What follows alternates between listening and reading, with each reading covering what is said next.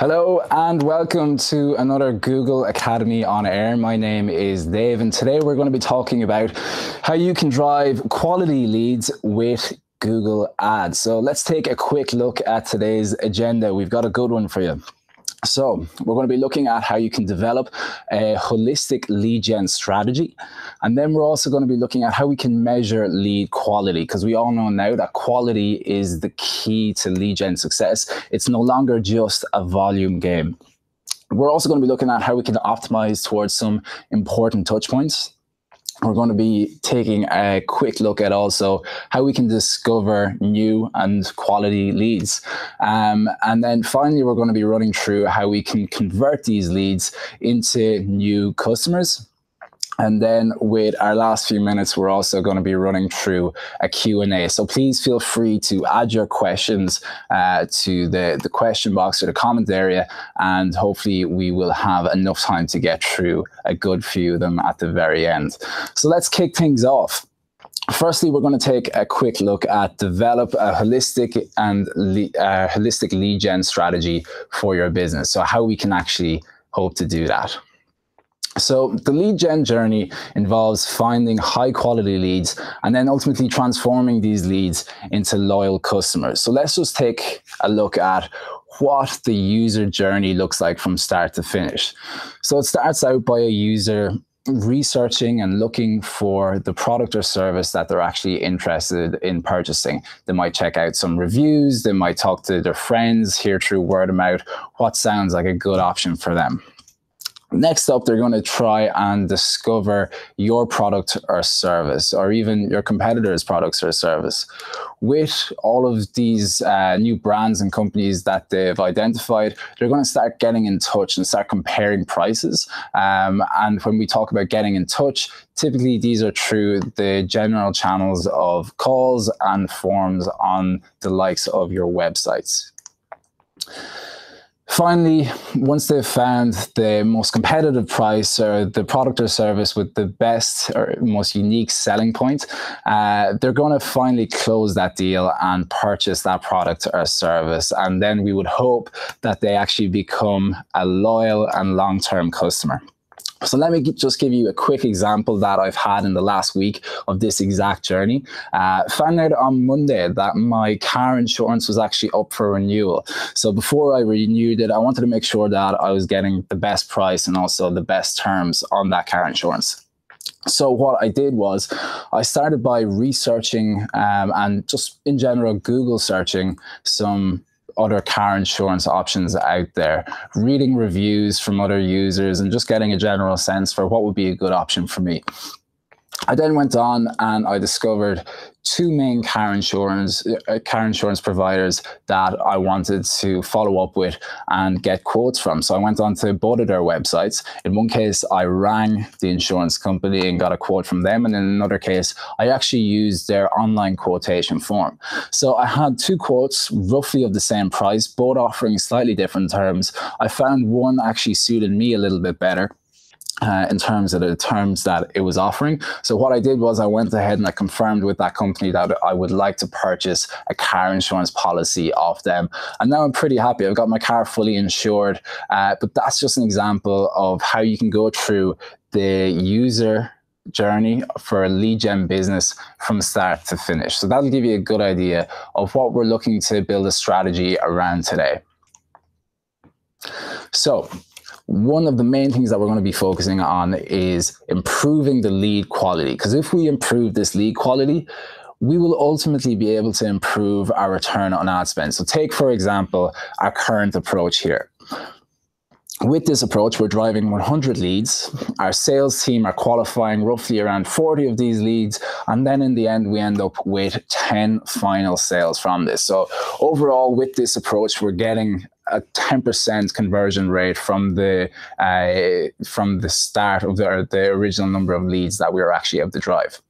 However, if we were able to actually focus on improving that lead quality, what we would hope to do is drive 100 leads, have our sales team qualify roughly the same amount of leads, or if not more, because they're actually better qualified leads or they're better quality leads.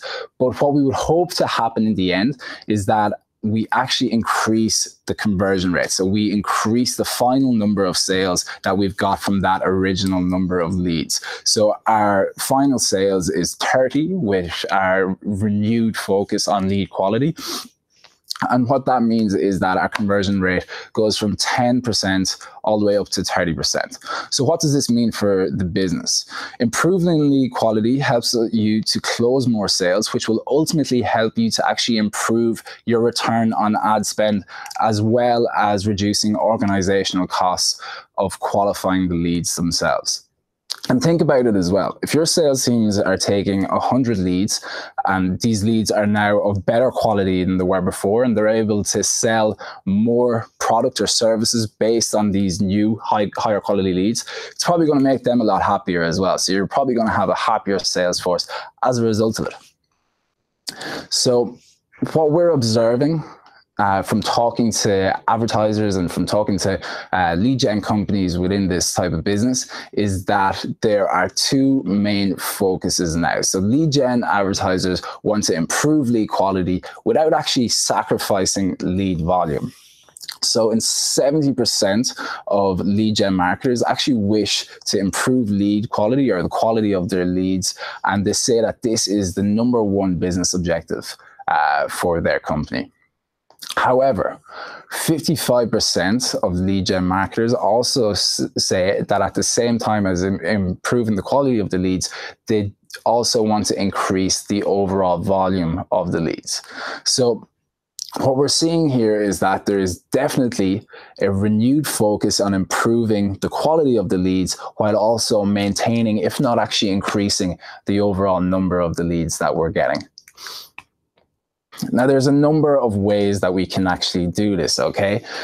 In order to have a successful lead gen strategy, we need to ultimately take a holistic approach. And for any of you who have watched an Academy on Air in the past or have observed a Google presentation, you're absolutely right. There is going to be a 4-part framework coming your way.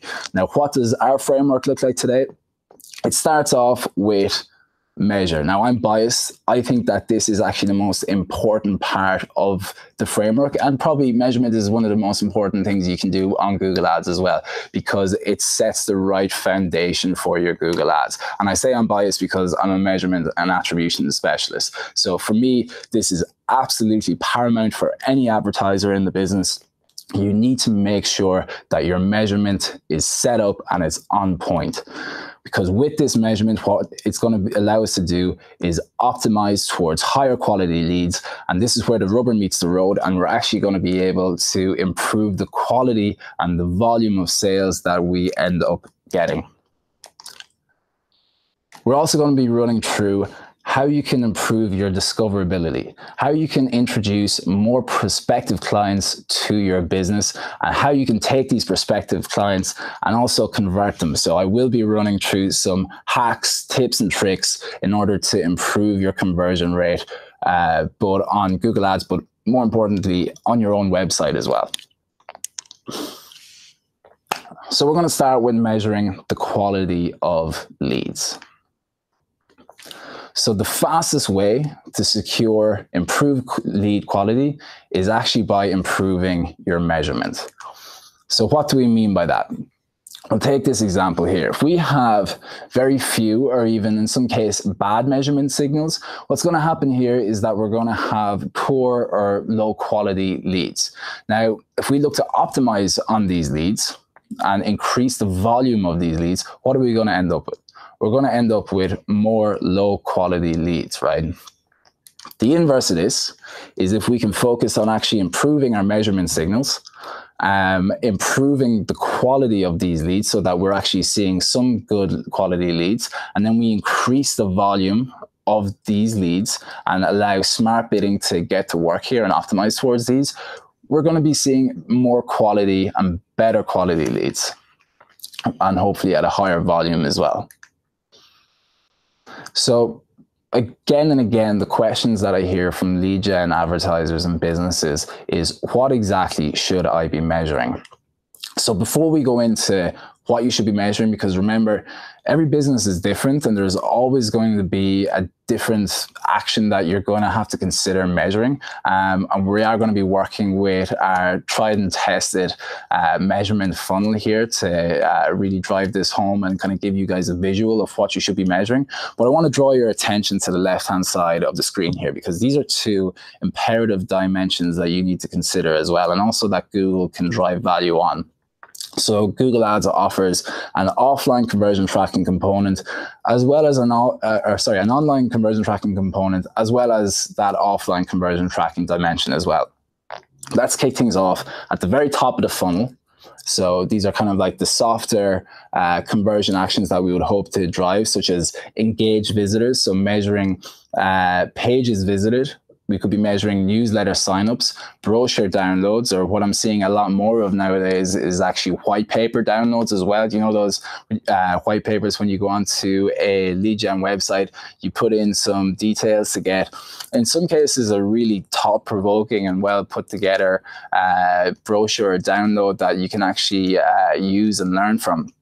Great way of actually generating leads for your business. All of these would be things that we can actually measure using Google Ads conversion tracking online. And these would typically sit at the very top of our conversion funnel. As we go down our conversion funnel, but also staying with what we can measure online with Google Ads, we've got leads. So again, tried and tested in the lead gen space, we've got phone calls, which we can measure using the Google Ads forwarding number, calls from websites, call as conversions, and we also have form submissions. So again, measuring when we have a successful lead submission through a web-based form. So these are, again, the upper half of our funnel. Everything here can be measured using Google Ads online conversion tracking. However, now we have the offline dimension, okay? And by offline, what we mean here is that it's not necessarily offline actions as much as these are actions that can actually be measured with your own or even a third-party measurement structure, such as a CRM tool. So for instance, here we have qualified leads, we have marketing and sales qualified leads. And what we would do here is we're probably measuring these leads, or the number of qualified leads that we get within our CRM system. Now there's hundreds, if not thousands, of different CRM systems. I've seen people use everything from Google Sheets or Excel sheets all the way up to the enterprise level Salesforce solution, which can be expensive, but is also a good option depending on how many leads that you're actually driving. So what we can hope to use here is kind of amalgamate our offline data with what we're seeing on our CRM system with our online data, and actually import these back into Google Ads for optimization. So as I was saying, we would have marketing qualified leads, or else leads qualified by our sales teams. That is something that we can definitely measure using a CRM system and then importing it back into Google Ads. And then finally, we have the real deal here, and this is actually where we see a lead being closed and a final sale. So this is what we really want to be tracking here, I guess, and if possible, what we want to be optimizing towards as well. So imagine in my car insurance example, the closed deal here will be representing when I actually purchased that car insurance policy. So something that's probably being measured by that insurance company offline. So let's look at the second dimension here, which was offline conversion tracking. So what's funny here is offline conversion tracking is a relatively old solution when you look at it in the context of Google Ads. It's roughly about 5, if not more, years old, okay? However, for me, and what I'm seeing is it's actually one of the most critical measurement solutions that we can offer to lead gen brands and businesses. And I feel that every lead gen company actually should be using offline conversion tracking. So firstly, what is it? Offline conversion tracking will allow us to measure offline or otherwise untrackable conversion events up to 90 days after the click. And that 90 days is crucial. If we try to upload or import conversion events that are older than 90 days, we will simply see an error. So for your business, if you're able to track a conversion event, be it a qualified lead or a sale that is within 90 days from click to final conversion, this is definitely the product for you.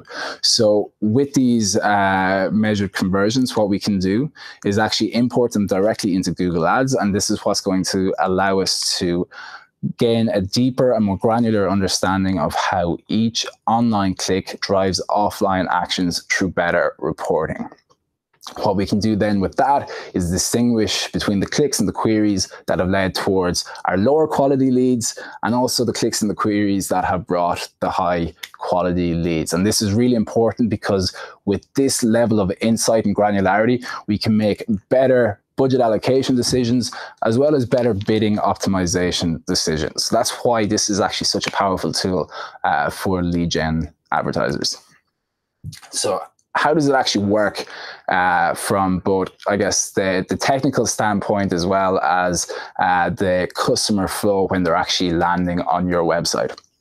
It all starts with a click, as in any good user journey. A user comes through a Google ad, clicks on the ad, and at that point, Google will assign that user with what is called a Google Click ID or a G-CLID. Now, what is a G-CLID? A G-CLID is a unique identifier that allows us to link that customer with the original click that ultimately drove them to purchasing, converting, whatever the end action would actually be there. So this G-CLID is passed into the user's browser. The user then on the website, after clicking through the ad, they will go to the lead form, for example. They will enter their details into the lead form. The lead form will also capture that G-CLID from that user's browser.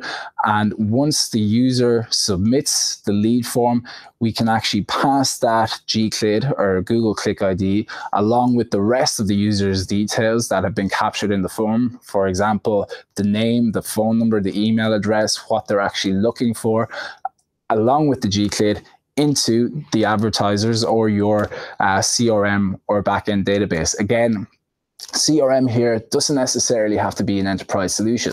It can be something that you just have linked from your website lead generation form. It could be as easy as a Google Sheets sheet that you're literally filling with the right template. Now, once your sales team have kind of activated and I guess called back these leads, what they'll be able to do is change the lead status within your CRM system, which we can then output or export in the correct format, which I'll be going through in a little bit more detail later. And then this data is actually imported directly into Google Ads. So the G-CLID and the conversion action, along with the conversion value, if necessary, is what we are importing into Google Ads. And that's what's going to allow us to both attribute that conversion back to a specific keyword or campaign and allow us to make a better budget allocation decision, or alternatively allow us to leverage smart bidding to start optimizing towards these higher quality leads. Because remember, these are leads that have potentially been qualified by the sales team that we're then importing, or alternatively, they're actually leads that have resulted in an end purchase or final conversion. So really, really valuable leads. And the signals that would be going with those leads would be of a much higher quality. And therefore, when we optimize using smart bidding, we will be optimizing towards better signals and hopefully getting better quality leads in the future. So, sorry, I've gone too far here. So here is an example of the conversion tracking template that you would typically expect to be able to import. This exact template is actually available from the Google Ads front end. So you can download this from the upload section of your conversion settings section within the Google Ads front end. Again, here are the mandatory fields that we need to have. So Google Click ID, absolutely imperative. We need to have this, otherwise it simply won't import the conversion details. And the reason why is because the Google Click ID is the key that links the final sale or the qualified lead with the click that actually drove that. What we will also have is the conversion name. So for instance, here we might be able to actually import multiple different types of conversions. So we might be importing our final sale alongside our qualified lead. So we might be importing a marketing qualified lead, a sales qualified lead, and then the final sale, all on the same Google Sheet, all on the same template, but we distinguish the different conversions using our conversion name. Next up, and kind of finally for our mandatory fields, is conversion time. Now, conversion time is imperative because it allows us to distinguish between when potentially a user who has converted multiple times, when we are importing these as multiple conversions. If we have different conversion times, this is what tells Google Ads that these were actually different conversions. If we import with the same timestamp, we will be importing essentially the same conversion, and Google will create an error which will refuse to upload that particular conversion. Now, a couple of things to bear in mind here. The conversion time is not the time of the click, okay? The conversion time is the time that the sale actually happened. So within the CRM system, what you are going to need to tell the CRM to do or modify it to do is to apply the timestamp of when the lead status changed to either the marketing qualified lead or to the final sale, when that actually went through.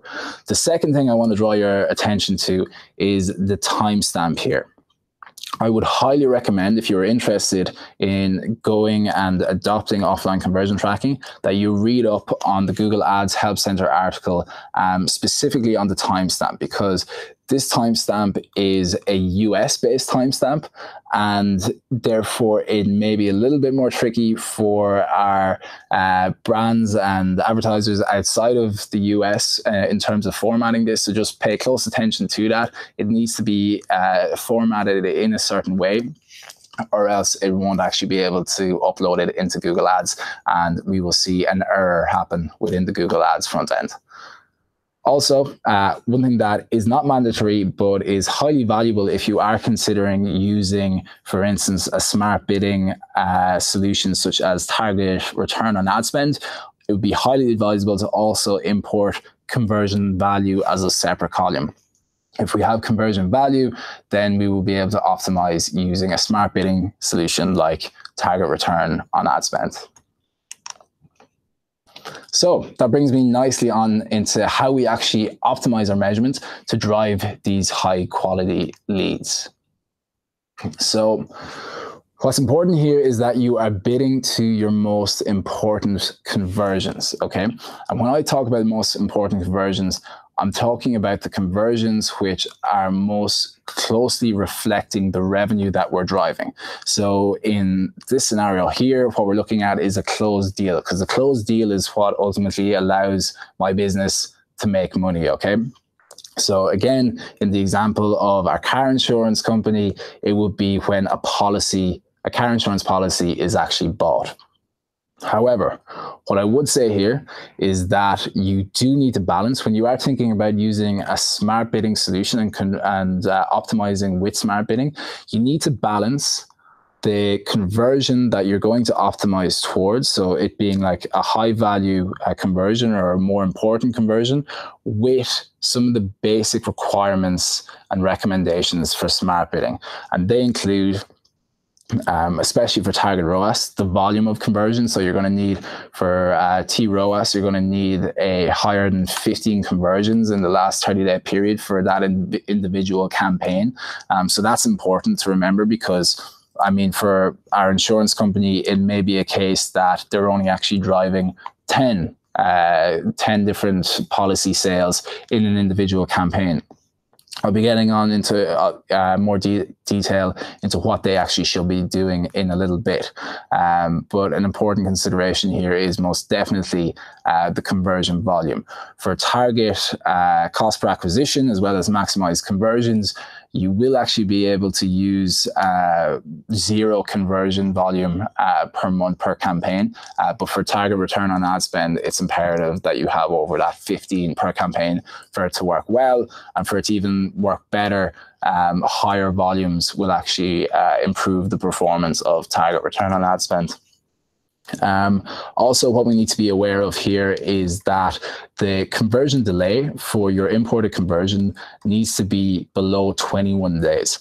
So previously, I have said that it will only imported conversions will only import conversions within a 90-day period, and that's down to the fact that the Google Click ID, for privacy reasons, will only be stored for the 90-day period. However, when we're talking about smart bidding works better with fresher conversion data in order to improve some of the signals and to optimize towards these fresh signals and improve data. It needs to be within a shorter conversion period. So we would say below 21 days conversion period, or even 2 conversion cycles, depending on what your business conversion lag looks like. In terms of how you actually check what this conversion time lag looks like for your business within the Google Ads front end, you can go to Conversions, which is in the Tools tab. You can select Search Attribution Reports, and then in the top left-hand corner, you'll see numerous reports, one of which include the time lag report. So within this one here, you can see that the user is actually selected from last click, which you'll see in the red. Personally, I would probably go with from first click, because from first click actually shows us what was the time delay from the time that a user clicked to the time that that user resulted into a final sale or a conversion. So in this case, we can see that we're using last click, but the average days to conversion is half a day. So we're seeing also that 60% of the conversions are taking place in under 1 day. What we would like to see is that over 90% of conversions are happening in under that 20-day period or 21-day period that we saw on the last slide. So you can see for this specific account, within 6 days, all of the conversions are happening. So that's making this this account a really good option for a smart bidding solution. So, as I mentioned earlier, it won't always be possible to actually optimize towards your imported conversions. What if, for example, my insurance company only drives 5 conversions, 5 conversions per month per campaign, and these conversions are our final policy sales? What do I do then? In this case, I need to take a more holistic view and actually look upper funnel. So I need to look at what are the conversion actions that I could be tracking, which are a little bit further up the funnel. And therefore, these conversions I would expect have higher volumes as well as a shorter time lag as well. So making these more suitable or more appropriate for a smart bidding solution. So within this example, if I wasn't able to use my final deal or my closed deal, I would probably look at optimizing towards a marketing qualified lead or a sales qualified lead. If I wasn't able to optimize towards that based on the smart bidding requirements, I would look again at maybe conversion actions that I haven't imported, but that I was tracking from the start, such as phone calls or form submissions. So in the event of if for instance, we want to actually optimize towards something, it's important that we're actually adding that conversion action into the conversions column. So when we add something into the conversions column, such as our imported conversion here, like our closed deal, we're going to remove everything else from the conversion column so that we're still tracking it and we can still record the conversion data there within our account, and we can view that campaign or ad group level granularity. But we're telling our smart bidding algorithm not to optimize towards that. Now, how we can actually include something in the conversions column is simply by following these instructions here. So going to the tools option within the Google Ads front end, clicking on measurement, under the measurement section, you will see conversions. You click on conversion, action, and then edit settings. And then finally, just select the box here for include in conversion column, or alternatively, if you're looking to take it out of the conversions column, you can just unselect it here. So we have a couple of different scenarios here to really kind of make this point vividly clear for you as to what you should do in different cases, okay? So scenario 1 we see that our company has a higher sales volume and a shorter sales cycle. So, for example, they're seeing their sales cycle is roughly 10 days long, and they're getting approximately 100 conversions per month. These are the absolute perfect criteria for using smart bidding and optimizing towards our imported conversion, which in this instance is our closed deal. And the reason for this is the short sales cycle and the high sales volume.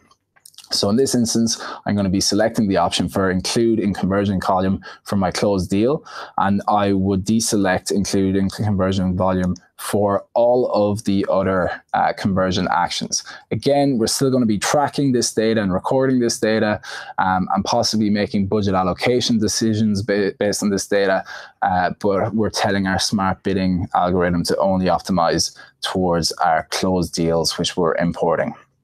Scenario 2. So we've got a lower sales volume and a longer sales cycle. So probably not ideal for optimizing towards our closed deal, considering that it's a sales cycle of 3 months, as well as a sales volume of only 30 per month, and a click to marketing qualified lead of 7 days. So in this instance, because our sales cycle for the marketing qualified lead or sales qualified lead is significantly shorter than that of the final purchase, it means that we're going to add our marketing qualified lead or our sales qualified lead into the conversions column and tell our smart bidding algorithm to actually optimize towards this specific conversion action. We would move our closed deal from the conversions column out of the conversions column alongside our phone calls and form submissions. I would probably use the data on the closed deal information to make better budget allocation decisions and identify what campaigns and ad groups are actually driving those closed deals, and maybe allocate more budget towards those types of campaigns. But ultimately, we're telling our smart bidding algorithm to optimize towards sales qualified leads.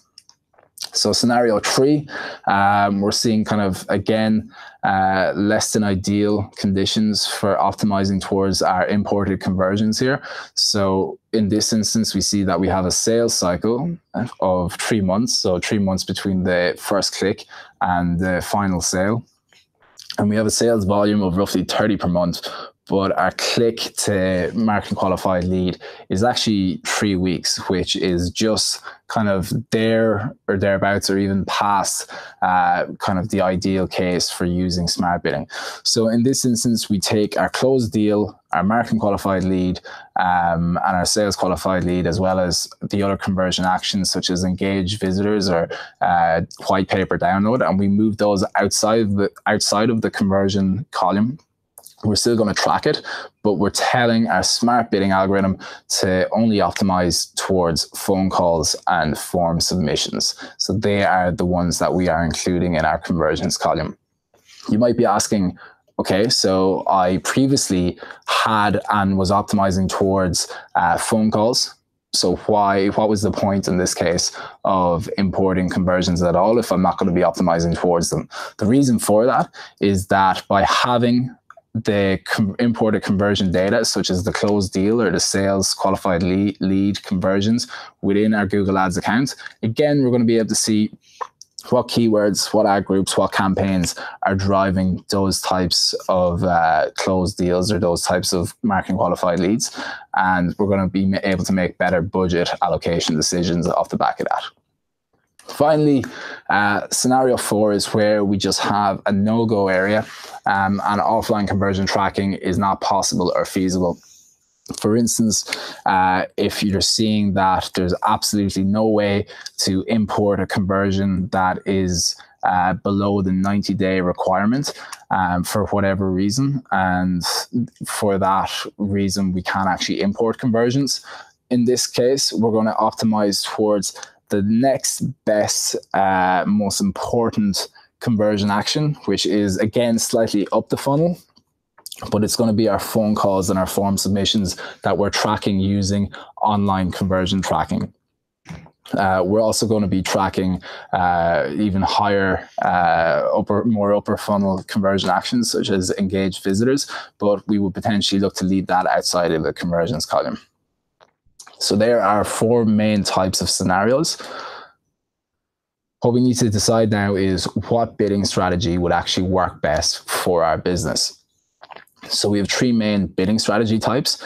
We have maximize conversions, which drive as many conversions as possible within your specified budget. What I would say here is if you are switching on maximize conversions, just make sure that you do actually take a look at what your specified budget is, especially on those legacy campaigns which have a higher than normal budget allocation, because for whatever reason our Google Ads wasn't able to spend that amount of budget. You can be certain that maximize conversions actually will spend that budget. So again, if necessary, revise your budget if you are using maximize conversions. Our second bidding strategy would be target cost per acquisition. So target CPA allows you to attain as many conversions as possible while also maintaining your target costs per acquisition. Finally, we have target return on ad spend. So again, this is probably our most advanced smart bidding solution, given the, I guess, number of conversions that it does actually require in order to implement it. So again, that is 30 conversions or over 15 conversions in a 30-day period on an individual campaign. So the goal of this smart bidding type is actually to get the highest conversion value possible at your target return on ad spend. What I would definitely be suggesting here is if you are interested in using target return on ad spend, again, make sure that you're importing conversion value. Conversion value is an optional column that you might add to your template or to your CRM output, I should say.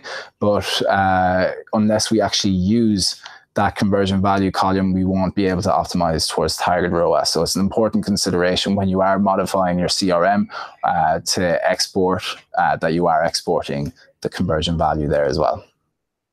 There are 3 main types of of smart bidding solutions that we would use on the likes of an imported conversion.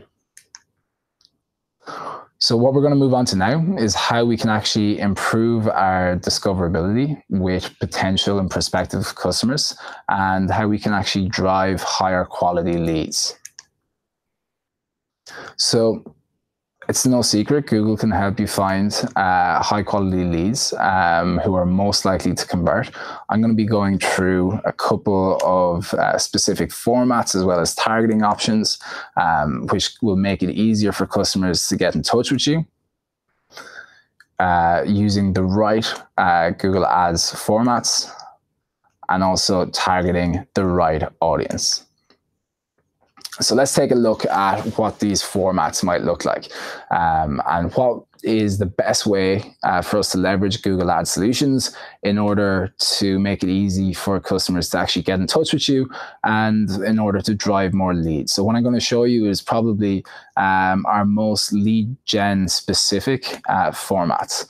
So firstly, we have call only ads. So call only ads do exactly what it says on the tin. They are an ad format which allow you only to call. So ideal for a advertiser who doesn't necessarily want to drive traffic to the website, but are well set up to actually manage the inflow of calls coming from customers. Potentially, they have a call center. Again, absolutely not necessary, but for a business who's looking to drive only calls and who's able to have a high conversion rate based off calls, this may actually be a good solution for them.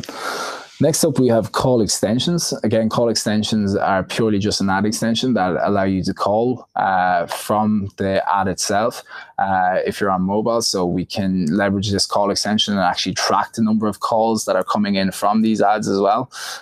So again, useful for any advertiser looking to drive the number of calls that are coming in to their business.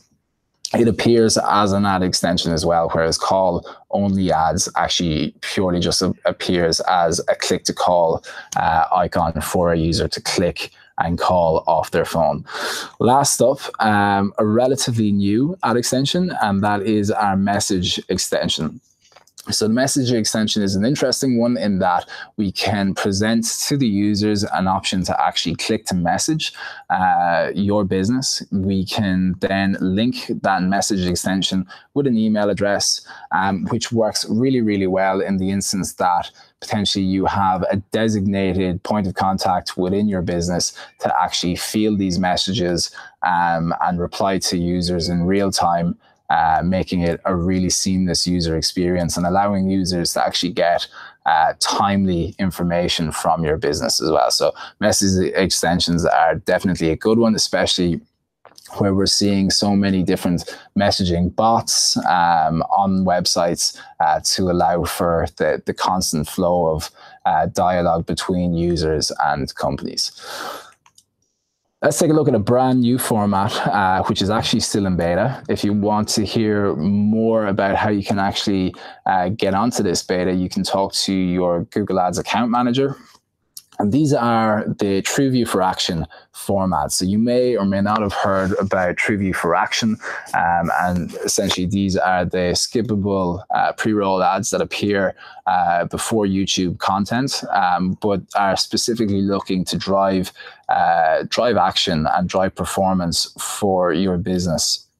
So the way that these formats actually work is that a user comes onto YouTube, they have the option to actually click for more information. So send me more info here. And what will happen is once they actually click on that send me more info, they'll see a drop-down form, which is pre-populated with the user's details already. So your name and your email address. The reason why that's pre-populated is that it actually pulls from your logged in account details. So again, making it a frictionless and fast experience for a user to actually receive more information just off the back of looking at your YouTube for Action ad. So that is how it works. And what we're going to look at now is how you can actually tailor your ads to your customers using something that you've probably heard a good bit about at this point, and that is smart creatives. So three main smart creatives that we have at the moment, two across search, one across display, and they are responsive search ads, dynamic search ads, and responsive display ads. So starting first with the RSAs, or responsive search ads. These are great because they allow you to supply up to 15 headlines or 4 descriptions as your assets. And then what will happen is responsive search ads will put together hundreds and thousands of combinations of these headlines and descriptions in order to identify what is the combination of ad that works best in terms of converting with users. So it will identify the highest converting combination and then optimize towards conversions using that combination of ad. Secondly, we have dynamic search ads. So dynamic search ads have been around for quite a while now.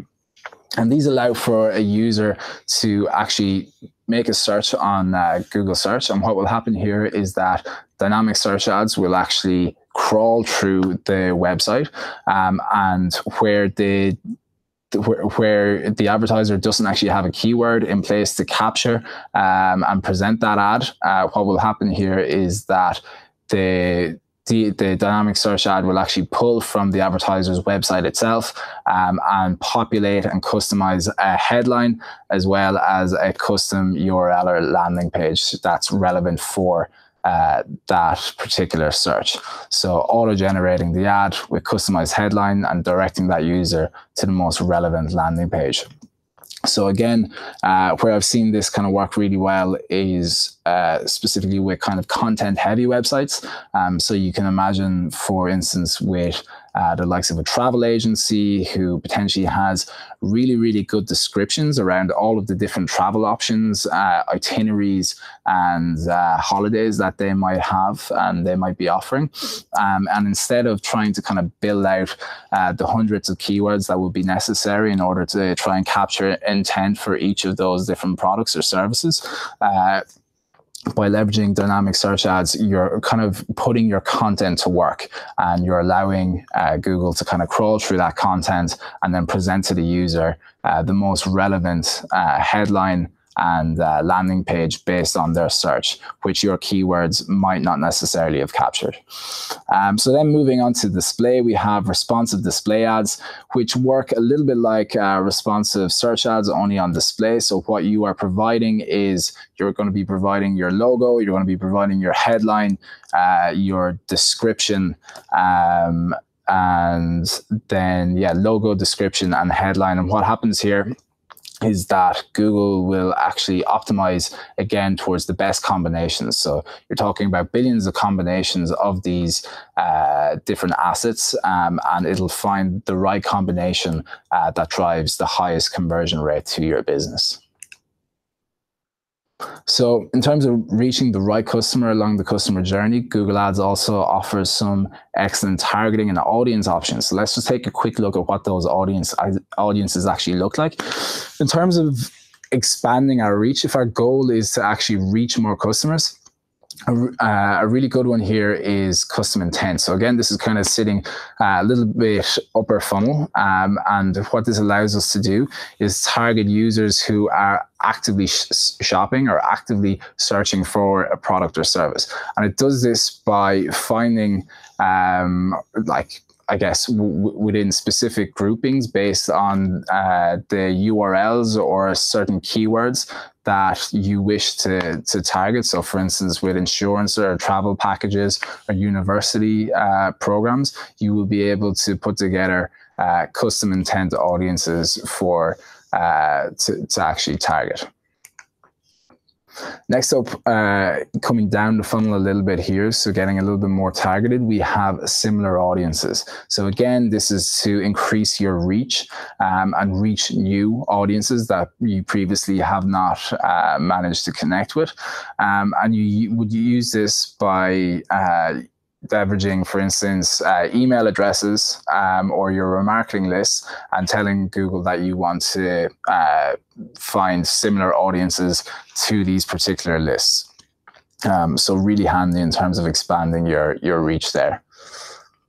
Next, when we are looking to re-engage users, so this one has been around for a while, and this is remarketing. So any users who have visited your website, a specific page on your website, or have carried out a specific action on your website. So if you can imagine, if my insurance company knows that I've converted because I've reached the thank you page of the policy that I bought, potentially they want to use me on that remarketing list and target that remarketing list if I was to come back and actually search for the likes of house insurance. So really good at re-engaging audiences and kind of identifying opportunities for upsell or cross-sell.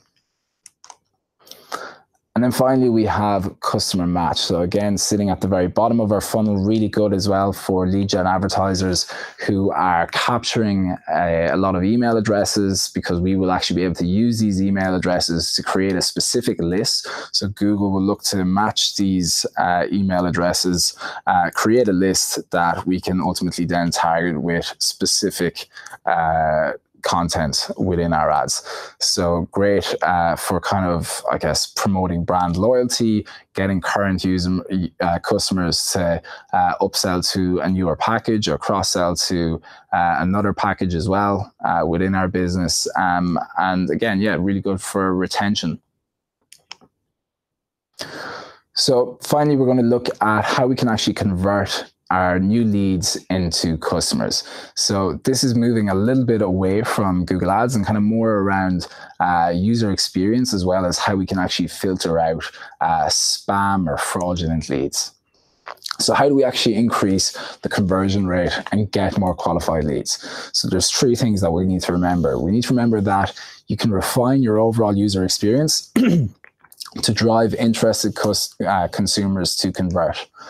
You can also improve your web form to reduce low quality or incomplete submissions. And then you can put measures in place to prevent, as I said, the spam leads or fraudulent or abuse actions on your website. So firstly, let's take a look at user experience and how you can actually keep quality prospects engaged throughout the user journey on your website. So the first thing that we need to consider is the what, and that is placing a clear call to action above the fold. So what do we mean by call to action? In this example here, we see that your future starts today. Learn more about our courses and choose one that is right for you. So a really clear call to action, but more importantly, it's the first thing that I see. It's sitting above the fold in my eyeline. It's not something that I need to scroll to find out. This is pride of place within your UX on your website. So making sure that your call to action is crisp and snappy and is really kind of appealing for that user. Next up, we have the why. So this is going to be our value proposition, and our value proposition needs to be very, very clear. So why enroll today? Ranked top 30 university in 2018. So again, within this example, the value prop is very clear. It's giving me a good understanding of why I should actually go with this particular course provider. And it's, again, sitting above the fold for me. So I don't need to go looking for it. I don't need to scroll for it. It's right there. So I'm interested. Clearly, this provider does some good courses. I really want to find my future today. Let's talk about how I can actually go about that. And in terms of the how, you need to make sure that you're offering an easy path to connect with your user so that your user can actually connect with your business. And you can do this using a web-based form or allowing the user to actually call directly from your website. Again, in this instance, the path is really clear. I can see a button here that I can click on, which presumably will bring me to either a chatbot or potentially a web-based form that I can actually fill out and talk a little bit more about potential courses that I can avail of with this advertiser. So let's look at how we can prevent spam on your web-based form and on your website. And this is using, again, another tried and tested solution, which is reCAPTCHA. So reCAPTCHA has actually come a long way from its early days of trying to figure out and solve different puzzles on a advertiser's website or any brand's website, I should say. So we now have various versions of reCAPTCHA. The version that you're going to see here is what is called reCAPTCHA version 2. And this simply allows a user, as they are filling out your web-based form, to just click a box and confirm that they're not actually a bot or any sort of spam robot, what have you. So what's going to happen here is once I click on this, reCAPTCHA identifies that I'm not a bot. It'll allow me to submit the form, and then the lead will actually go through. If I'm not able to click the box because I'm a robot, presumably, what's going to happen here is that it won't allow that lead to go through.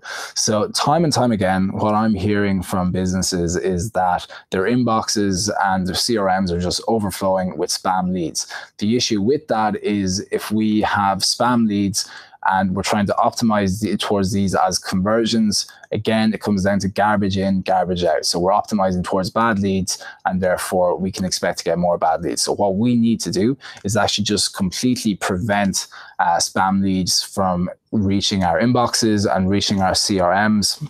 And we can do this by implementing reCAPTCHA, which is a free-to-use solution.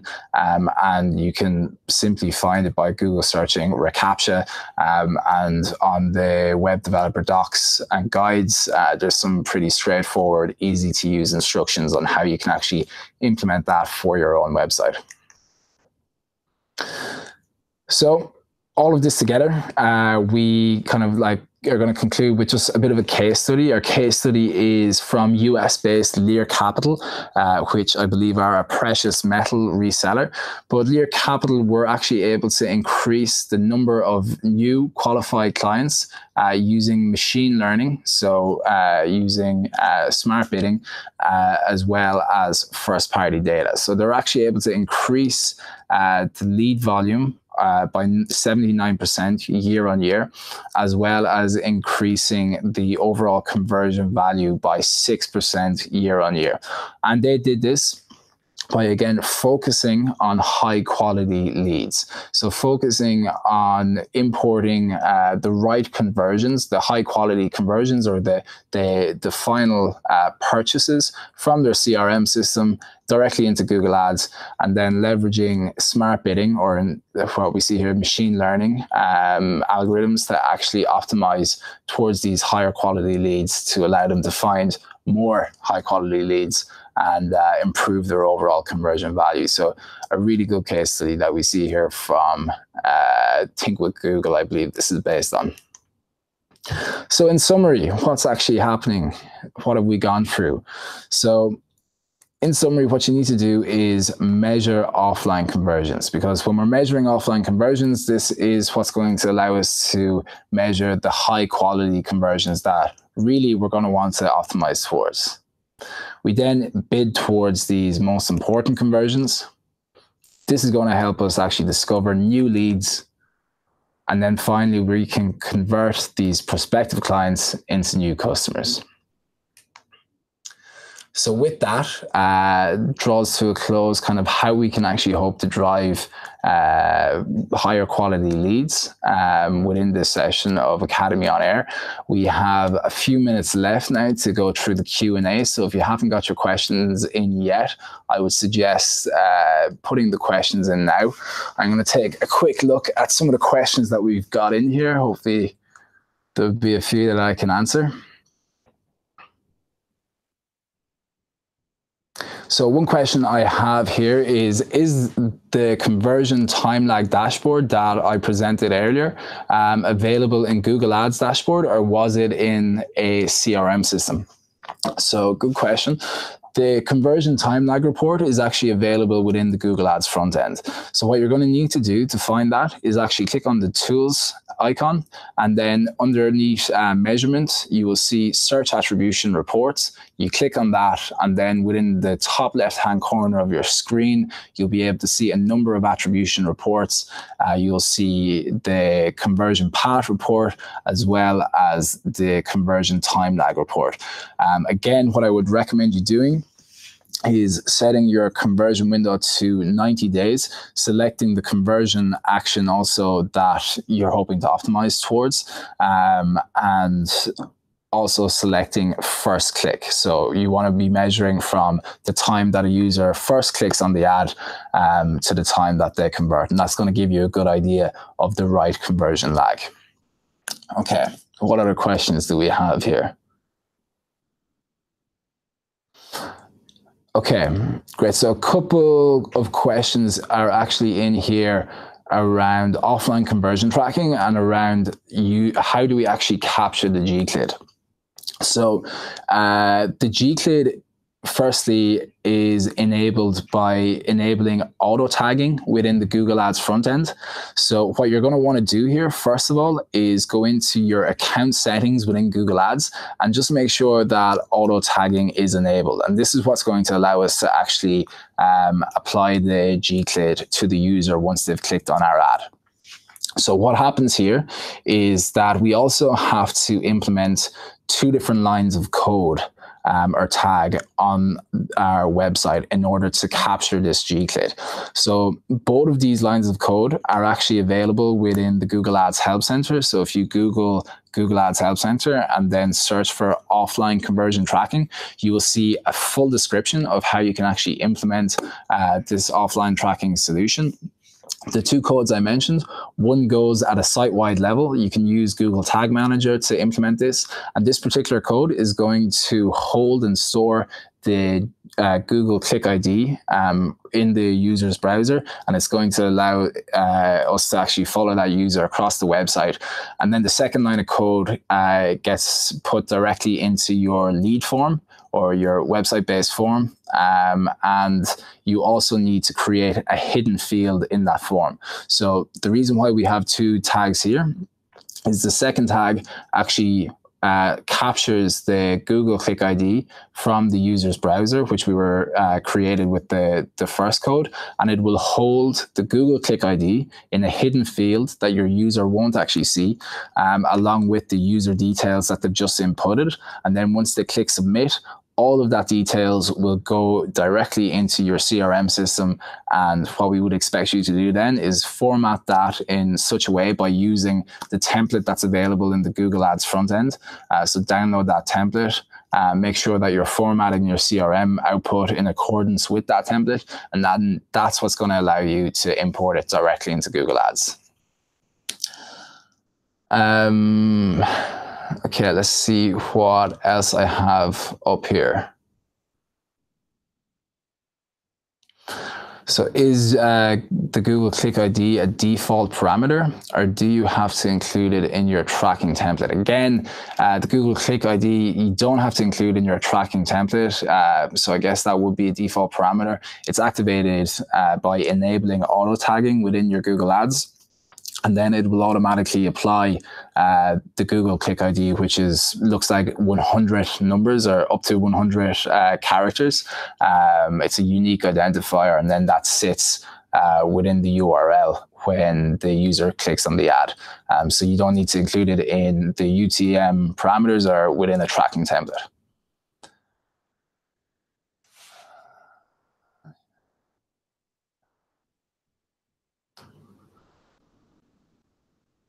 Okay, that brings to a close. Pretty much covered some questions here.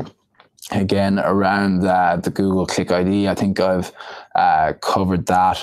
My number one recommendation there, if you are interested in offline conversion tracking, go onto the Google Ads Help Center, search for offline conversion tracking. There's a really good description there on how you can actually implement it from start to finish. And then you can leverage Google Smart Bidding Solutions in order to optimize towards those imported conversions. So really cool, really powerful tool. It's been out for a while. And I believe all lead gen advertisers should actually be leveraging offline conversion trackings.